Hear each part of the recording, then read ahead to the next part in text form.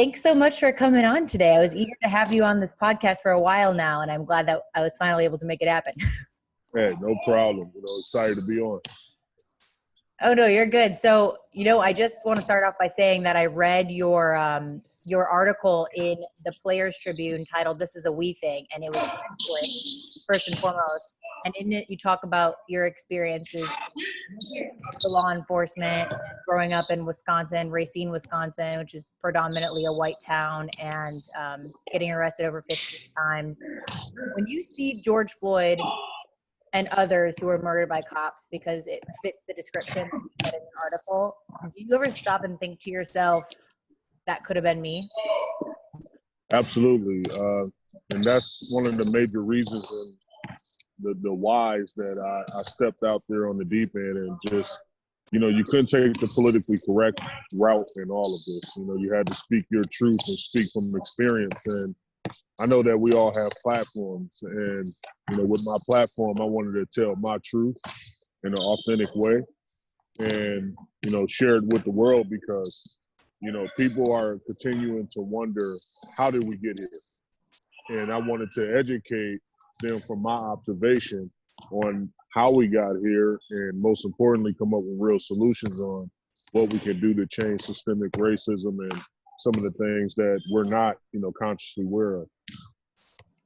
I read that you had been arrested for something as small as sagging pants, gathering in groups larger than 5. And as somebody who has successfully overcome interactions in the justice system, how do you think that shaped you? It shaped me a lot because I'm able to, educate and inform, beyond surface level right now in the midst of this discussion. It shaped me a lot because, those experiences, made me stronger and resilient and more brave. I look at my ancestors. I look at my grandmother that grew up in the cotton fields in Mississippi. She marched with Dr. Martin Luther King, the whole Selma, the civil rights movement, and to now be in a position where I can have my fingerprints on a new narrative and a new wave. It was so important for me to be, over involved at this point. Some people are saying we fund the police. I know Los Angeles just cut their funding for LAPD significantly. What would you like to see happen? How do we move forward from this? Well, I think one, communities, the Black and brown communities have been underserved for, decades. So we need to make sure that we serve those communities and not forget about them, because trauma unaddressed is, trauma for America, as we see and that's what we're witnessing. Also, I think that when you look at, how you doing, brother? When we're looking at the elections and everything that's happening, the same type of urgency and energy, we need to continue to inform our younger generation that it's important that you get out and vote and you don't sweep things under the rug like America has swept things under the rug over years, and that's how we got to this point. So, I encourage all the young folks in the new generation to get out, know who your mayor is, know who your lieutenant governor is, know who your governor is, have a relationship with them. The district attorney, are they trying people the right place? Are you seeing justice done in the right format? And if not, exercise your right to have a real opinion and get out there and have some type of influence, because at the end of the day, those are our elected officials that you put in position to serve. And if they're not serving you, that is something that needs to be addressed immediately. Something that I've noticed with everything going on right now, it doesn't matter what size your platform you have. You could have 900 followers, you could have 500,000 followers, and still share your message and get across the message that everybody's trying to right now. What would you say to anybody who's on the fence about breaking their silence? Just say something. I said it in an article where I said, this is a we thing, but this say something. I think silence is, part of the problem. A lot of people feel like you shouldn't step up and you shouldn't say something. That's not just, white people. That's people all walks of life. People that look like me, that just like, I don't want to say anything because I don't want to rub my circle the wrong way or people that I care about. But if people really truly care about you and something bothers you, that means something bothers them. But this is something that's at the America's doorstep that continues to never get addressed. I had Kareem Abdul-Jabbar on my virtual roundtable that I host with the NBA. And we were talking about the civil rights movement and social injustice. And I'll never forget the famous image of him, Bill Russell, Muhammad Ali, all of them together in Cleveland in 1967. They was at the Cleveland Summit. And something that stuck out to me, what he said, racism is like dust in the air, and it's never visible until you shine a light on it. But everyone knows it exists. It's the big elephant in the room, and no one wants to talk about it. So I think it's important that we discuss it. You know, people that you care about, make sure that outside of how you doing in the midst of this pandemic and what the weather like where you at, bring up racism and talk about it and get their observation and their perspective on it, because it will make you better having those conversations, and it will make them better, and you can learn from it. Speaking of elephants in the room, we saw 29 of 30 NBA show their support, making a statement, whether it was their coach or their front office, except for the New York Knicks. What do you say to people on his silence? And if you were playing for the Knicks, how would that make you feel? I would be playing for it. I just couldn't give my all to an organization that is not backing me. That's not taking a stance and drawing a line in the sand on, social injustice and racism as we see it. We all, from all walks of life, whether you've seen it. It was a murder, and we witnessed it, and it's unfortunate that happened, but it brought up the discussion, and it's bringing awareness from all platforms. And I talked to the owner of the Lakers and a good friend of mine, Jenny Buss, and we talked about, it's very important to make sure that you take a stance right now. And that's exactly what she did. That's exactly what all the other organizations did. San Antonio Spurs didn't post anything, but they posted Pop. And that spoke volumes, because we know the position that Pop takes and stand. But the New York Knicks did nothing. And I said it, every time they get an opportunity to, do something right, it's like they pivot away and, do something different. With that platform, it's a shame that they didn't use it to reach their fan base. Another reason I was really eager to have you on this podcast is because I was reading that while you were in juvenile detention is when you developed your love for basketball. Is there anything about that experience that you took away as a silver lining? I hate to use the word silver lining, but it brought you to who you are today and made you a stronger person. And that's what this podcast is about, moments in your life that maybe exposed when you weren't being authentic to yourself. So what did you take away from that experience, and how did it lead you to your road you're on now? That may have been my lowest moment in my life. But at the same time, when I was in solitary confinement, being alone made me strong as an individual. Mm-hmm. And it turned me to faith. It turned me to the things that's most important, that I value most in my life. And I was just different from that experience going forward. So I learned a lot. I learned a lot in that experience, and it was rather therapeutic, because I started playing the game of basketball, and it got me out of that mind frame and that space where I was at. I didn't feel like I was in jail no more for, those 2 hours that I was able to, have rec and interact. And then I developed a love and a passion for it. And what my issue was on the streets is that I was in love with two games. One that could lead to my ultimate demise, which is the fast life.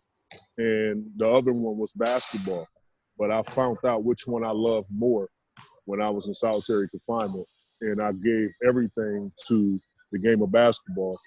And that's why I'm in the position that I'm in today. And that's why I have a platform and, just try to inspire as many people as possible.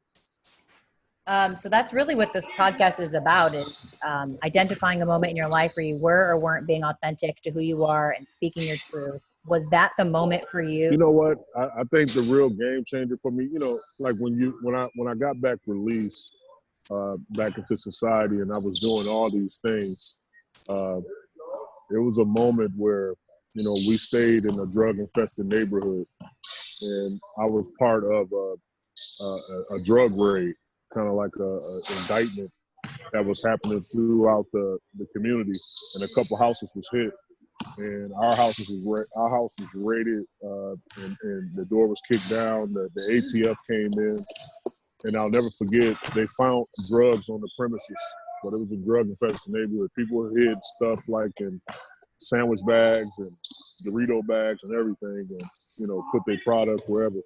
And I'll never forget that, Sergeant Rick Geller of the Racine Police Department, but he was part of the ATF unit that came in.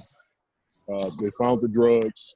They had me blackmail in the house, drugs found on the premises. I was facing 10 to 15 years.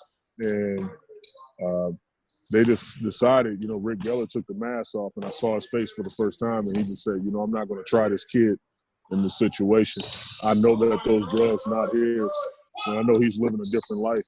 And that changed my life. That was a divine intervention for me, because anybody listening right now know that just don't happen.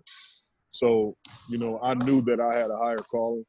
I knew that my purpose was much larger and bigger, and I wanted to, do all the right things necessary. So that's why I just don't do things. I overdo things because, I know my purpose. So having that singular positive interaction with a police officer that you're saying is divine intervention, how does that play out now in your mind, given everything that's going on with all the bad apples we've seen in the justice system? Well, I talked to Rick Geller. He's still a friend of mine, and I have a lot of friends that I grew up with that's law enforcement, officials and hold high positions, from the chief of police on down. And what I do is always give them my observation. And we have to understand that with everything, there's some bad apples. Like, we saw 50 states engage into a peaceful protest. We also saw over 18 countries participate in a peaceful protest. But we also saw a few bad apples. We saw some looters. We saw people doing things. So with that happening, we have to understand that it will be some bad apples, but we have to develop a format and a system in order to, wash out those bad apples. And I think that's what's starting to happen. What do you think is the number one thing that can change within law enforcement to help shape the country? Well, that's a great question. I think they need an independent platform that screen the officers that come, that's going to protect these communities. Also, did you know, I know specifically in Wisconsin, a lot of the police department is outsourced. So they're not from these communities that they patrol. So when you come into a community that you're unfamiliar with, and you only read stories or clips in the news, immediately you're going to have a certain disposition and a sense of urgency. So you're scared coming into this community off top because you're not familiar with it. So if you see anything that is not familiar, you're going to respond and react in, a frantic way. So anything can happen.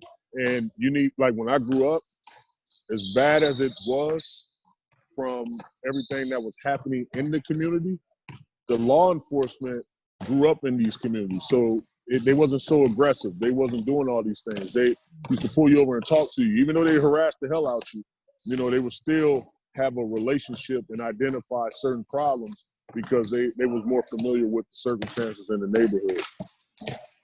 That makes sense. Switching gears here to the news that the NBA will be returning next month with a 22-team format. How do you think that format benefits certain teams? Well, I think it's wide open. It really is. And when you look at teams like Houston Rockets, that, James Harden, well rested. I mean, he can win you a playoff series or 2 or 3. And Russell Westbrook, we know that he can win you playoff series or 2 or 3. So it's teams like that that's like really dangerous. I know that people have been probably sneaking in workouts outside of Zoom workouts and things like that. So, you know, chemistry and continuity is going to be extremely important. And I think that it's some dangerous teams. I really feel bad for like a team like the Bucks because momentum is so important. Being part of a championship team, the teams that's been successful in the past, like a lot of things have to be going right for you to be successful. And all the things that can actually go right for an organization and a team was going right for the Milwaukee Bucks at the time that, you know, they had to shut down the season. So it's going to be interesting to see who can pick up the fastest and feed off that momentum. And I do think this as well. I think there's going to be a lot of injuries. I think it is because now you're being thrown right back into the fire. You're going to be just have to perform at a amazing clip, and I think that a lot of guys may be going down. You know, hamstrings are usually some of the injuries that you see for the most part, but you know, no physical contact for almost 4 months, and then all of a sudden you're thrown into the fire. It might be a ton of injuries. I was thinking the same thing, actually. It's been since March 11th since the season's been on pause. If you were playing now still, I mean, you're in a gym right now. How would you have been staying in shape for this eventual return of the season? Yeah, you know, actively, you know, I'll be trying to do as much as possible, but we saw like one of the reigning MVP didn't have access to a basketball court. He didn't have access to a gym. Like Giannis was like, anybody got a court I can use, you know, in the midst of the pandemic? You know, and that's crazy. So a lot of people feel like, all right, these guys are making astronomical figures. They're millionaires. Everyone should have access to a gym. The fact is, everyone don't because they have trainers and then they go to locations where they participate in training. You know, that's the therapeutic part of it. You get away from your house because you're probably in the house all the time and you're able to, you know, do things like that. So it's going to be interesting. It's going to be real interesting. I want to get your take on this as well. Playing under one venue, how do you think that's going to affect teams that typically do well with home court advantage and playing with their fans around them? I'm glad you asked that. It's no home court advantage right now. It's wide open. Like, yeah, we really do not have a favorite. I mean, we know that Vegas usually gets it right, and I saw the odds, and but it's wide. It's literally wide open. It really is. Neutral court, no fans, maybe simulated audio or something like I don't know how you get going off that. Like, it's going to be a battle of wills. And whoever can impose their will on the game the most and be consistent in doing that, that's who's going to win. A lot of people are used to playing in front of empty crowds, so those teams might have a little edge. The Bulls. They're going to be good. They got a great addition. I think the president of the new gym, like he's really good. I worked with him out in Denver, so he worked with Tim Conley. He's really good at recruiting talent. We won't get a chance to see them until next season now, so they're not a part of this 22-team format. No doubt. But I'm curious to see that as well, if they're going to pump in crowd noise. We'll see. They're going to add that. So in addition to asking you what your truth is, your authenticity, I like to play a little game at the end of this podcast called Two Truths and a Lie, where you tell me 2 truths and 1 lie, and I have to guess which is the lie. Okay. All right, 2 truths. Let's see, and lie. All right, okay. Well, we already talked about 1 truth. Was I ever arrested? Yes, 15 times.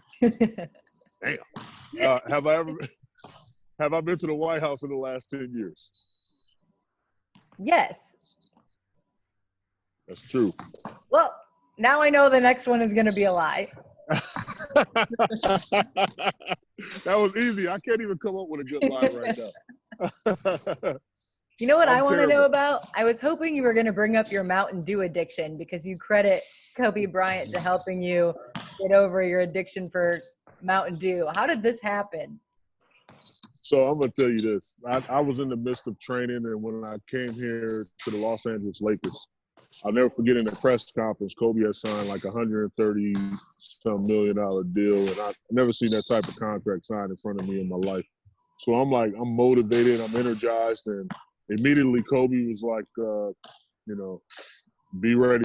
And he was just like, we're about to start. We start working out, start training all summer. And for some reason, I always was like winded at the end of the workout. And we did a lot of work. Like we worked out 2-3 times a day. So fast forward to the season, it's like first 2 games of the season, we're on the bus. And I had a Mountain Dew sitting like at the seat of the bus. And he was just like, who the hell drinking that?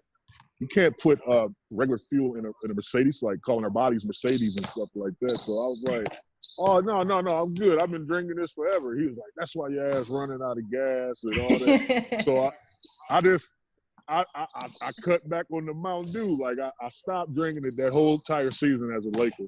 I stopped, and then I started back in Washington, and I would only drink it in the fourth quarters, like in the second half of games. So that I would have like Mountain Dew with my Gatorade cups. And so I said, y'all give me Mountain Dew, put it in my Gatorade cup. I'm getting buckets. So the ball boys will have Mountain Dew in my Gatorade cups, and I go to work. But yeah, I don't drink Mountain Dew no longer. My brother was getting me off of it a long time ago, back in 2003, 2004, and now I'm completely off of it. Congratulations on surviving the Mountain Dew addiction. Really inspiring. It was tough. It was tough. I'm telling you, it was tough. It was a transition, to say the least. Gotta go cold turkey on those things.